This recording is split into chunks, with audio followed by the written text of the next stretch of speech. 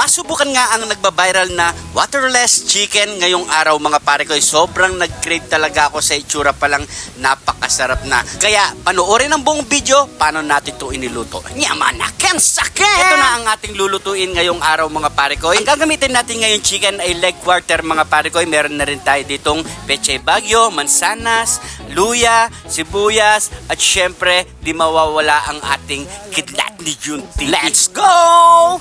Hiwain muna natin ang ating pechay bagyo, yan mga parikoy. At sabay na rin natin hiwain ang ating mansanas mga parikoy na ganyang kalalaki mga parikoy. Okay na yan. Shoutout nga pala sa mga family Manarang ng Marisol, Angeles City mga parikoy. Shoutout nga pala kay parikoy Michael Manarang, Emily Manarang, at syempre Mylene Manarang. You know, nyamanaken saken! At syempre, di mawawala sa shoutout natin si parikoy Jojo De Jesus ng Marisol, Angeles City, at kay Boss Dan Bondok ng UK. Shoutout sa inyo lahat mga parikoy. Matapos natin ito hiwain mga parikoy, ibababad na natin ang ating mga gulay at mansanas sa tubig mga parikoy. So hayaan lang muna natin dyan ng 5 minutes at maggayat na tayo ng sibuyas at luya mga pare. Shoutout nga pala kay Madam Christy Ochi ng Japan. Tapos na natin i-prepare lahat ang ating lulutuin mga parikoy. So tara, magluto na tayo. Let's go! Una natin ilagay ang pechay bagyo mga parikoy at pangalawa ang mga mansanas natin mga parikoy na hiniwa.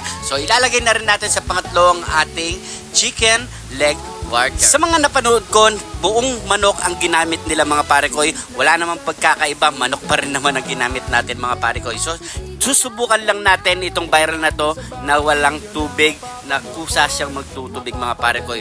Tingnan lang natin yan mga parikoy kung masarap talaga siya mga parikoy. Naglagay na nga rin pala tayo ng mga aromatics dyan, pamintang wasak, siyempre sibuyas at luya.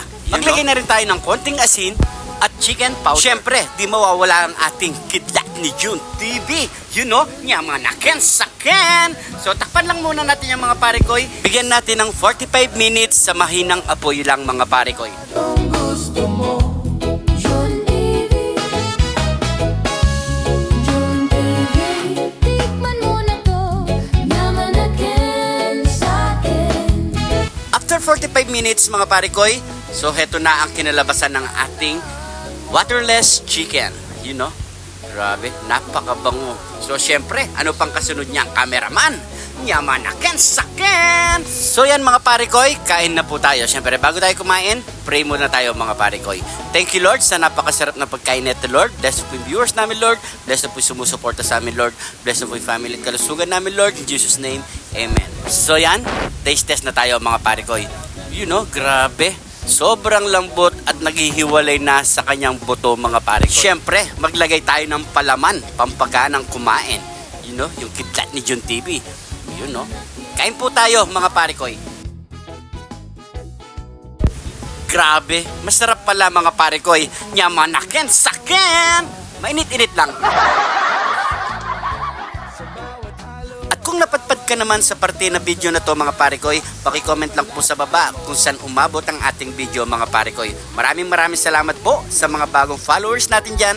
Welcome na welcome po kayo dito sa Jun TV mga parikoy. At syempre kung di ka pa naman nakafollow, mag-follow na para updated po kayo sa mga bago nating ilalabas na recipe mga parikoy. At syempre pwede pong palambing sa inyo. Pa-share na lang po ang ating video para mas marami pa makapanood sa niluto natin ngayong araw. Gusto ko lang i-shoutout ang ating mga bayaning OFW natin dyan. Lagi po kayong mag-iingat sa mansulok ng mundo mga parikoy. At syempre maraming salamat sa mga nagsishare ng ating video. Sobrang napakalaking bagay na yan mga parikoy. At salamat din sa mga sumusuporta sa Jun TV, solid, at sa mga laging nanonood dito sa ating video mga parikoy, sobrang appreciate ko yan. Siguro hanggang dito na lang po ang ating video. Maraming salamat po sa panonood at suporta, at sa mga nag-share ng ating video, maraming salamat po. Lagi po kayong mag-iingat dyan. God bless mga parikoy.